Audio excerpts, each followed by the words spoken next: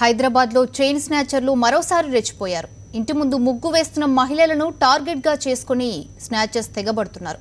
తాజాగా లంగర్ హౌస్లో chain snatching జరిగింది. ఈ ఘటనకు సంబంధించి పూర్తి వివరాలు మా కరెస్పాండెంట్ తిరుమల అడిగి తెలుసుకుందాం. గుడ్ మార్నింగ్ తిరుమల, చెప్పండి, మీ దగ్గర పూర్తి డీటెయిల్స్ ఏంటి? చైన్ స్నాచర్లు మరోసారి రెచ్చిపోయారని కూడా చెప్పవచ్చు.